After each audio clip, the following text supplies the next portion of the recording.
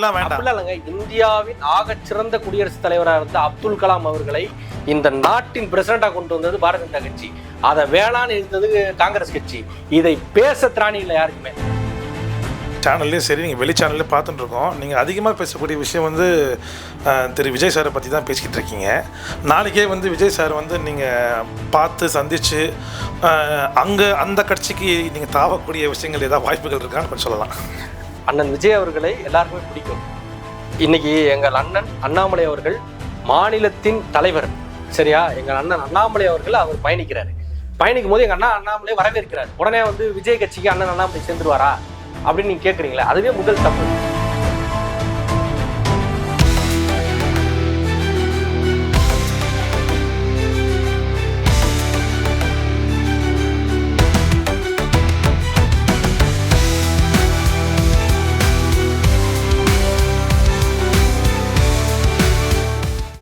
வணக்கம். இன்று நம் சிறப்பு விருந்தினர், மக்கள் தொண்டர், சமூக ஆர்வலர், பாரதிய ஜனதா கட்சியின் ஓபிசி பிரிவின் மாநில செயலாளர் திரு பாண்டியராஜ் அவர்களுக்கு வணக்கம்ண்ணே. வணக்கம். எப்படி இருக்கீங்க? நல்லா இருக்கேன். நல்லா இருக்கீங்களா? சமீப காலமாக பார்த்தீங்கன்னா உங்களோட இன்டர்வியூவில் வந்து சரி, நம்மளோட சேனல்லையும் சரி, நீங்கள் வெளி சேனல்லையும் பார்த்துட்டு இருக்கோம். நீங்கள் அதிகமாக பேசக்கூடிய விஷயம் வந்து திரு விஜய் சாரை பற்றி தான் பேசிக்கிட்டு இருக்கீங்க. நாளைக்கே வந்து விஜய் சார் வந்து நீங்கள் பார்த்து சந்தித்து அங்கே அந்த கட்சிக்கு நீங்கள் தாவக்கூடிய விஷயங்கள் ஏதாவது வாய்ப்புகள் இருக்கான்னு கொஞ்சம் சொல்லலாம். ஒரே ஒரு நிலைப்பாடு தான், நான் தெளிவாக சொல்கிறேன். அண்ணன் விஜய் அவர்களை எல்லாருக்குமே பிடிக்கும். இன்னைக்கு எங்கள் அண்ணன் அண்ணாமலை அவர்கள் மாநிலத்தின் தலைவர், சரியா? எங்கள் அண்ணன் அண்ணாமலை அவர்கள் அவர் பயணிக்கும் போது எங்கள் அண்ணா அண்ணாமலை வரவேற்கிறார். உடனே வந்து விஜய் கட்சிக்கு அண்ணன் அண்ணாமலை சேர்ந்துருவாரா அப்படின்னு நீங்க கேட்குறீங்களா? அதுவே முதல் தப்பு. நான் யாரை வேணாம் பிடித்து பேசலாம், அது என்னுடைய தனிப்பட்ட தருணம், சரிங்களா? நாங்கள் இவரோட தான் பயணிக்கணும் சொல்றது மிகப்பெரிய தவறான விஷயம். நாங்கள் சேர போறதில்லை. இது பாரதிய ஜனதா கட்சி என்பது பெரும் கட்சி அல்ல, சரிங்களா? இன்னைக்கு இந்துக்கள் வாழ்வதற்கான உயிர்களை பெற்று தந்தது இந்த பாரதிய ஜனதா கட்சி, சரிங்களா? அந்த கட்சியில பயணிக்கிறதை தவிர வேற பெருமை எனக்கு தனிப்பட்டு இல்லை என்பதை நீங்க புரிஞ்சுக்கணும். அப்போ நீங்க வந்து பாரதிய ஜனதா கட்சிக்கு சிறுபான்மையர் ஓட்டு வேணான்றீங்க நீங்க இன்டெரக்டா? ஏங்க, சிறுபான்மையர் நாங்க எதிரியே இல்லைன்றோம், அப்புறம் நீங்க ஓட்டு வேணான்னு எப்படி சொல்றீங்க? ஏங்க, சிறுபான்மையருக்கு அதிகமாக செஞ்சது இந்த பாரதிய ஜனதா கட்சிங்க. சிறுபான்மை பெண்களுக்கு அதிகமான இடங்களை பெற்று தந்தது இந்த பாரதிய ஜனதா கட்சி. அது உங்களால் மாற்ற முடியுமா? இன்னைக்கு காஷ்மீர்ல அதிகமா இருக்கிற சிறுபான்மையருக்கு பாதுகாப்பை கொடுத்த இந்த பாரதிய ஜனதா கட்சி. அதை உங்களால் மாற்ற முடியுமா? அதை பத்தி பேசுறதுக்கு இங்க யாருக்குமே திராணி இல்லை. சிறுபான்மை பிரிச்சுட்டாங்க. அப்ப சிறுபான்மையில இருந்து ஒரு தலைவரை முதலமைச்சராக போட்டு போங்க. ஏன் அதை பத்தி ஏன் பேச மாட்டீங்க? சரிங்களா? உங்களுக்கு சிறுபான்மையர் வாக்குகள் வேணும், ஆனா சிறுபான்மையில இருந்து ஒரு தலைவர் வந்துடக்கூடாது. இவ்வளவு பேசக்கூடிய நீங்க சிறுபான்மையர் பாரதிய ஜனதா கட்சியிலிருந்து ஒரு பிரதமர் ஆக்குவோம்ல. இது வரைக்கும் ஆக்கலையே. இது துணை பிரசிடண்ட் யாரு? ஐயா, தலைவர் மற்றும் பிரதமர் தான் கேக்குறேன். நீங்க வந்து தலைவர், துணைத் தலைவர், துணை மந்திரி எல்லாம் வேண்டாம். இல்லைங்க, இந்தியாவின் ஆகச்சிறந்த குடியரசுத் தலைவராக இருந்த அப்துல் கலாம் அவர்களை இந்த நாட்டின் பிரசிடண்டா கொண்டு வந்தது பாரதிய ஜனதா கட்சி. அதை வேளாண் இருந்தது காங்கிரஸ் கட்சி. இதை பேச திராணி இல்லை யாருக்குமே, சரிங்களா? இங்க பாருங்க, அப்துல் கலாம் என்கின்ற ஒரு மனிதரை இந்த உலகிற்கு அடையாளப்படுத்தி தனித்துவமாக செயல்படுத்த வச்சது பாரதிய ஜனதா கட்சி. நீங்க சொல்ற சிறுபான்மைக்கு எதிர்ப்பு இருந்திருந்தால் அன்னைக்கு பாரதிய ஜனதா கட்சி சேர்ந்தா 1000 பேர் இருக்காங்க, கொண்டு வந்திருக்கலாம். இந்த சிறுபான்மையை சேர்ந்த ராமேஸ்வரம் மண்ணில் பிறந்த ஒரு தமிழனை உலக அளவுக்கு எடுத்துட்டு போய் பறைசாற்றியது பாரதிய ஜனதா கட்சி. அதை பேசுவதற்கு திராணி இல்லை. ஏங்க, 2வது முறையா ஆட்சி அமைக்கும் போது வேளாண் பிரதிபா பாட்டீலை கொண்டு வந்த யாரு? காங்கிரஸ் கட்சி. இதை கூட பேசுவதற்கு முடியல. ஏங்க, இந்த நாட்டின் மிகப்பெரிய சிறுபான்மை துரோகி காங்கிரஸுங்க. அதை கூட உங்களுக்கு தெரியல. ஏங்க, அப்துல் கலாம் திருப்பி ஆட்சி அமைத்தால் நம்மளால வந்து அப்துல் கலாம் அவர்கள், ஐயா அப்துல் கலாம் என்ன சொன்னாரு? 2 பேரும் ஒன்னா கூப்பிடுங்க, நான் மீண்டும் இந்த நாட்டின் பிரசிடண்டா வர்றேன் அப்படின்னு, குடியரசுத் தலைவரா வர்றேன்னு சொல்லும் போது எங்களுக்கு உடன்பாடு இல்லைன்னு சொன்ன சோனியா காந்தி ராகுல் உங்கள் தலைவன் இந்த நாடை காக்கணும் முடிவு பண்ண பாரத பிரதமர் உங்களுக்கு எதிரி. எவ்வளவு பெரிய ஒரு முட்டாள்தனமான செயலா இருக்கு. இதை பேசுவதற்கு வெக்கம் இல்ல. காங்கிரஸ்க்கு. இப்போ நீங்கள் சொல்கிறதெல்லாம் ஏற்றக்கூடிய விஷயமாக இருந்தாலும் சமீபத்தில் பார்த்தீங்கன்னா யூபியில் ஒரு முக்கியமான எம்பி அவர் சொல்கிறாரு, எனக்கு வந்து இந்து ஓட்டுகள் தான் வேணும், மற்ற எந்த ஒரு ஓட்டும் வேண்டாம் அப்படின்னு ஒரு ஓப்பன் ஸ்டேட்மெண்ட்டே கொடுக்குறாரு ஒரு பிஜேபி எம்பி. இப்போ நீங்கள் சொல்லுங்கள், நீங்கள் சொல்கிறீங்க அதே பிஜேபி தான், ஆனால் அவரும் பிஜேபி எம்பியாக இருக்காரு. அவர் ஓப்பன் ஸ்டேட்மெண்ட்டில் ஒரு ஸ்டேஜில் சொல்கிறாரு, எனக்கு எந்த சிறுபான்மையினர் ஓட்டும் தேவையில்லை ஏங்க அப்படி சொல்கிறாரு. சனாதனத்தை அழிப்பேன்னு சொல்லி வாக்கு கேட்கிறாரு, அதை பத்தி உங்களுக்கு பேசுறதுக்கு முடியல. சனாதனத்தை ஏங்க இன்னைக்கு முதலமைச்சராக கூடிய மகன் நாளைக்கு துணை முதலமைச்சராக வரக்கூடிய ஆளுமை இருக்குன்னு சொல்ற உதயநிதி ஸ்டாலின் அவர்கள் சனாதன அழிப்பை இந்துக்களை விரட்டுவேன்னு சொல்லும் போது பேச முடியாத நீங்க இன்னைக்கு ஒரு எம்பி பேசிட்டாருன்னு சொல்றீங்க. ஏன் இவ்வளவு மக்களுக்கு செய்யற பாரத பிரதமர் செய்யற இன்னைக்கு ஒரே விஷயங்க, எந்த நாட்டு இந்திய வரலாற்றுலயே உக்ரைன் நாட்டுக்கு போனது இல்லைங்க எந்த பிரதமரும்.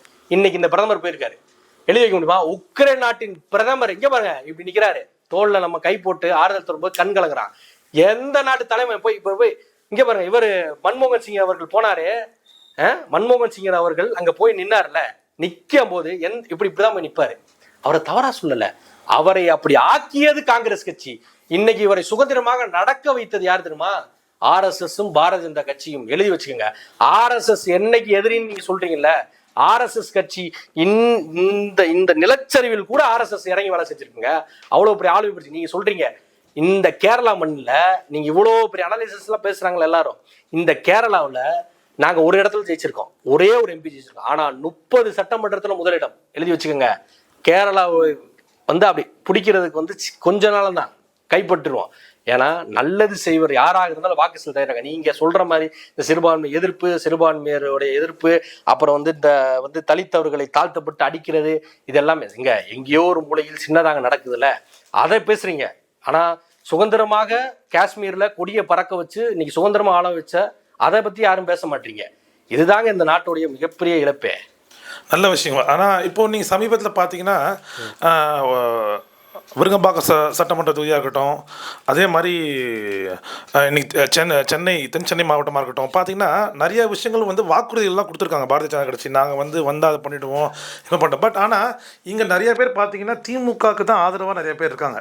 பார்த்தீங்கன்னா வந்து இந்த வாக்குறுதிகள்லாம் நிறைய இடத்துல கொடுத்து ஏமாற்றப்பட்டதாகவும், திமுகவும் அதிமுகவும் வந்தால் அவங்க நல்லவங்களோ கெட்டவங்களோ ஆனால் மக்களுக்கு செய்கிறாங்க அப்படின்றது ஒரு மக்களோட ஒரு எண்ணமாக இருக்குது. இதை பற்றி ஒரே ஒரு விஷயந்தான், நீங்கள் யாருன்னு தெரியாமல் இப்போ நாங்கள் இங்கே ஆட்சி அமைக்கவில்லை, வரவில்லை, நாங்கள் செய்ய மாட்டோம்னு நீங்கள் முடிவு பண்ணுறதே மிகப்பெரிய தவறு.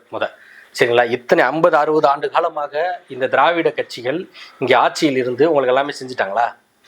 1000 ரூபா பணம் கொடுக்கும்போது கூட ஓசி அப்படின்னு சொன்ன வந்து அமைச்சர் இன்னமும் இங்கே தான் இருக்காரு. சரிங்களா? நாங்கள் இப்போ பாரதிய ஜனதா கட்சி மத்திய அரசு திட்டம் எவ்வளவோ இருக்கு. சரிங்களா? அந்த திட்டங்கள்லாம் செயல்படுத்தும் போது யாருமே குறை சொன்னது இல்லையே. ஏங்க மக்களை மதிக்க தெரிந்தவர்கள் மனங்களுக்கு வாக்கு செலுத்த வேண்டும். நீங்க சின்னங்களை பார்த்து வாக்கு செலுத்தாங்க, மக்கள் எண்ணங்களை பார்த்து முதல்ல வாக்கு செலுத்த கத்துக்கணும். இவ்வளோ நீங்க பேசக்கூடிய நீங்க பாரதிய ஜனதா கட்சி திரு அண்ணாமலை அவர்கள் வந்த பிறகு முன்புன்னு வச்சுக்கலாங்க, தமிழ்நாட்டுக்கு எந்த ஆலயத்திற்கு நாங்கள் இதை எடுத்து பண்ணுறோன்றதை இது வரைக்கும் பண்ணதான் எனக்கு தெரியல. ஆனால் திரு மு கருணாநிதி அவர்கள் பார்த்தீங்கன்னா திருவாரூரில் ஒரு மிகப்பெரிய ஒரு தேரே இன்னைக்கு அவர் வந்து பொறுப்பில் இருக்கும்போது பெரிய தேர் இன்னைக்கு ஆசியாவிலே பார்த்தீங்கன்னா மிகப்பெரிய ஒரு ஆன்மீக தேர். அவர் ஆன்மீகத்தில் இருக்காரோ இல்லையோ, ஆனால் இன்னைக்கு ஏசியாவிலே பார்த்தீங்கன்னா திருவாரூர் தேர் தான் நம்பர் 1. அப்போ அவர் ஆன்மீக சப்போர்ட் இல்லாமல் இருந்துட்டாரா? எத்தனை முறை பாரதிய ஜனதா கட்சி என்ன கோவில்களுக்கு என்ன பண்ணாங்க? எத்தனை முறை பாரதிய ஜனதா கட்சி தமிழகத்தில் ஆட்சி அமைச்சிச்சு? எத்தனை முறை இந்து அறநிலைத்துறை அமைச்சராக பாரதிய ஜனதா கட்சி இருந்துச்சு? அந்த தொண்டர்கள் இருந்தா நீங்க சொல்லுங்க, புரியுதுங்களா? இங்க பாருங்க, செய்ய வேண்டிய கடமை கடவுள் இல்லைன்னு சொல்லிட்டு கடவுளுக்கு செய்யறாங்கல்ல, அதுவே நாங்க ஏத்துக்கிறோம். கடவுள் இல்லைன்னு சொல்லிட்டு கடவுள் செய்யறாங்க, ஏத்துக்கிறோம். அதோடைய நிலைப்பாடுனா, நீங்க இங்க இந்து அறநிலைத்துறை ஒரு துறை வச்சிருக்கீங்க, அந்த கோயிலுக்கு செய்ய வேண்டிய பொறுப்புகளை நீங்க செய்யறீங்க. அந்த துறையோட வேலையே அதுதானே. அதுல எவ்வளவு பெரிய ஊழல்கள் நடக்குது, புரியுதுங்களா? இப்ப நாளைக்கு நடக்க இருந்த மாநாடு கூட தள்ளி போட்டாங்க. என்ன ரீசன் கேட்டால் கீழே கடைகள் அகற்றப்படுறோம், அந்த பிரச்சனை இருக்குது, இந்த பிரச்சனை இருக்குன்னு. ஏங்க இங்கே கடவுள் இல்லைன்னு நீங்கள் சொல்கிறீங்க, ஆனால் அந்த கடவுள் இல்லைன்னு சொல்கிற நீங்கள் தான் வந்து தமிழ் கடவுளான முருகன் அவர்களுக்கு வந்து முப்பெரும் விழாவாக பிரம்மாண்டமாக பழனி நடத்த போறீங்க. உங்கள்கிட்ட நிலைப்பாடு இல்லை. பாரதிய ஜனதா கட்சி என்னைக்குமே வந்து கடவுளுக்கு எதிரி, எந்த கடவுளுக்குமே எதிரி இல்லை.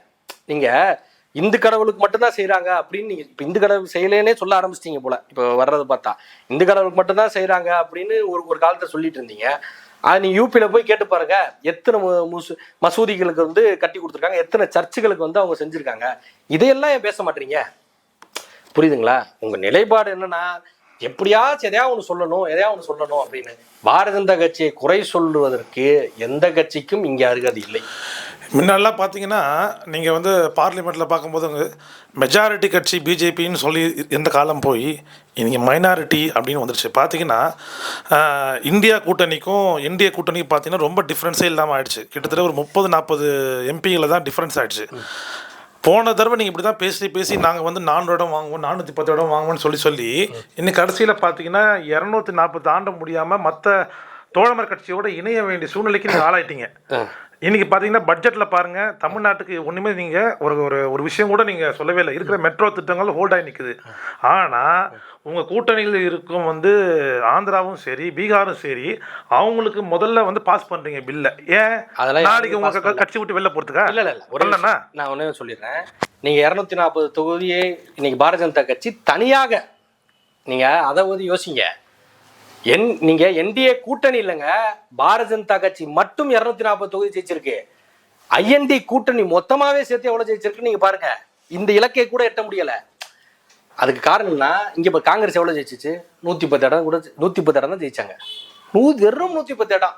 110 இடம் ஜெயிச்ச நீங்க 240 இடம் தனியாக ஜெயிச்ச பாரதிய ஜனதா கட்சி பேசுவதற்கு அருகதை இல்லை. நல்லா எழுதி வச்சுக்கோங்க. நீங்க கூட்டணி தயவே இருந்து கூட ஆட்சி முடியல. அத்தனை கூட்டணி எத்தனை முறை இங்க வெள்ளத்துல மக்கள் சாகும்போது கூட தூத்துக்குடியில் மத்திய அரசின் திட்டத்தை நிறைவேற்ற அம்மா நிர்மலா சீதாராமன் இங்க வரும்போது கூட நான் கூட்டணி தர்மத்தை பாதுகாத்தே தீர்வேன்னு போனாரு ஸ்டாலின். அப்படியெல்லாம் பண்ணி கூட கிட்ட ஜெயிச்சு கூட வர முடியல. புரியுதுங்களா? ஆட்சி இவ்வளோலாம் பண்ணி இவ்வளோலாம் பிரச்சனைகள்லாம் பண்ணி கூட கிட்ட போய் உங்களால் ஜெயிக்க கூட முடியல. சரிங்களா? அப்படிப்பட்ட நீங்க தனித்துவமா ஜெயிச்சு 240 இடத்தை ஜெயிச்சிருக்கோம். நீங்க கம்மின்னு கூட சொல்லுங்க, 240 நாங்கள் தனியாக ஜெயிச்சிருக்கோம். அதுவே நாங்கள் மெஜாரிட்டி தான், என்றும் மைனாரிட்டி இல்லை. நீங்கள் எழுதி வச்சுங்க. மைனாரிட்டி இருந்தால் நாங்கள் ஆட்சி அமைச்சிருக்க முடியாது. சரிங்களா? நாங்கள் மெஜாரிட்டியாக இருந்தனால தான் ஆட்சி அமைச்சிருக்கிறோம். சரிங்களா? அதை ஃபஸ்ட்டு புரிஞ்சுட்டு பேசணும். பீகாருக்கும் நீங்கள் ஆந்திராவுக்கும் கொடுத்துருக்கேன்னா அது ஏற்கனவே சொல்லியாச்சு. பீகாருக்கு சிறப்பு திட்டங்கள் இதுவரைக்கும் எந்த அரசும் பண்ணலை. பீகார் இன்னும் வளர்ச்சி அடையாத மாநிலம், வளர்ச்சி அடைந்து ஆரம்பிக்கிற மாநிலம் பீகார். சரிங்களா? ஒரு மாநிலத்தை 2ஆக பிரிச்சுட்டு ஒரு மாநிலத்தை அப்படியே விட்டாங்க ஆந்திராவை. அந்த மாநிலத்துக்கு தேவையான திட்டங்களை கொடுப்பதற்காக சிறப்பாக இந்த மாதிரி. இப்போ தமிழ்நாடு நாளைக்கு 2ஆக பிரிச்சாங்கன்னா இந்த மாதிரி தனியாக பட்ஜெட் போட்டு நாங்கள் கொடுத்துருவோம். அதெல்லாம் நீங்கள் கவலைப்படாதீங்க. ரொம்ப நல்ல விஷயங்க ஐயா. இவ்வளோ நேரம் நீங்கள் வந்து எங்களோட பயணித்து இவ்வளோ விஷயங்கள் சொல்லி, ஏன்னா இன்றைக்கி வந்து நீங்கள் உங்களோட பிஸி ஷெட்யூலில் பல சமூக விஷயங்களும் நீங்கள் பண்ணுறீங்க, பொலிட்டிக்கலும் இருக்கீங்க. அதனால் இவ்வளோ நேரம் நீங்கள் எங்கள் கூட வந்து இவ்வளோ பேசினதுக்காக ரொம்ப நன்றி தெரிவிச்சுக்கிறேன். மேன்மேலும் நீங்கள் வந்து உங்கள் ஆசைப்படி நீங்கள் பெரிய உங்கள் தொகுதியில் ஒரு நல்ல சமூக சேவை செஞ்சு நீங்கள் நினச்ச மாதிரி பாரதிய ஜனதா கட்சி வந்து 2026 ஆளணுன்றது எங்களோட வாழ்த்துக்கள் தெரிவிச்சுக்கொள்ளும். நன்றி, வணக்கம். நன்றி.